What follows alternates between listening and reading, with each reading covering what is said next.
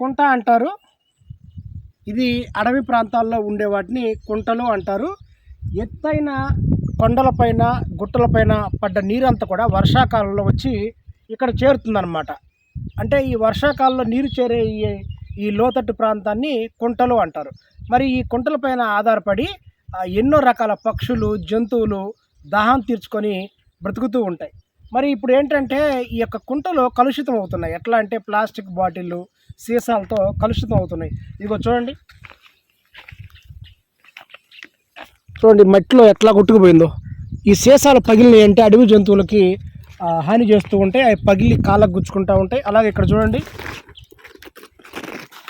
ఈ ప్లాస్టిక్ చూడండి, మట్టిలో కొట్టుకుపోయిన ప్లాస్టిక్ బాటిల్ ఏంటంటే జంతువులు తింటే ఇవి చనిపోతాయి. మనం బజార్లో చూస్తున్నాం కదా, ఆవులు తిని చనిపోతున్నాయని. అలాగే ఈ అడవుల్లో ఎన్నో రకాల ప్రాణులు వీటి వల్ల ప్రమాదం అయితే ఉంది. ఈ కుంట అంతా కూడా ఇదే, ఎప్పుడో మట్టిలో కొట్టుకుపోయినాయి చూడండి. ఈ ప్లాస్టిక్, పాలిథీన్ కవర్లు ఇవన్నీ కూడా ఈ కుంటకి నిండిపోయి ఈ అడవి ప్రాణులకి హాని జరుగుతూ ఉందన్నమాట. మరి ఇప్పుడు ఏంటంటే వర్షం కనుక పడిందంటే మనం దీన్ని శుభ్రం చేయలేం. ఈ వేసవిలోనే దీన్ని శుభ్రం చేయాలి. నేనైతే ఇప్పుడు దీన్ని అంతా కూడా శుభ్రం చేస్తాను.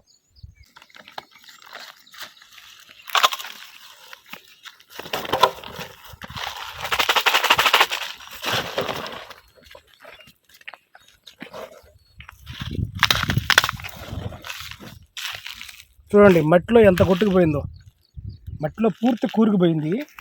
ఇది తింటే ఇది ఒక ప్లాస్టిక్ బాటిల్, ఇది చూడండి మట్టిలో, ఇవి తింటే చనిపోతాయండి. అడవి ప్రాణులకి వీటి వల్ల హాని అయితే ఉంది.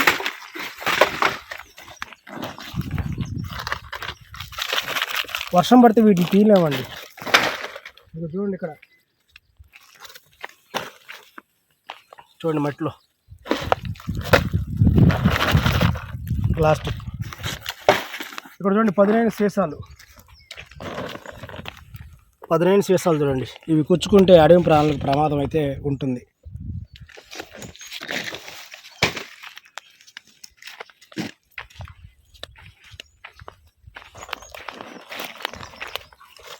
ఇవి చూడండి ఎంత భయంకరంగా ఉన్నాయి. అడవి ప్రాంతంలో కత్తుల్లా ఉన్నాయి. ఇవన్నీ కూడా అవేనండి, సీసా పెంకులు ఇవన్నీ.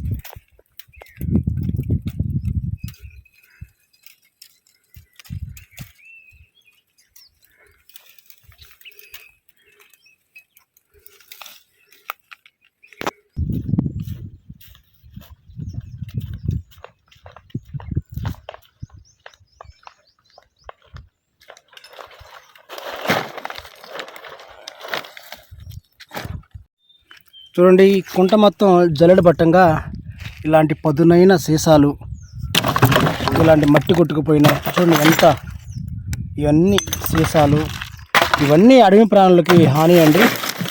ఈ ఆరంగా చూడండి ఎన్ని తగిలినాయి మొత్తం. నా వంతు బాధ్యతగా నేనైతే ఈ కుంటను శుభ్రం చేశాను.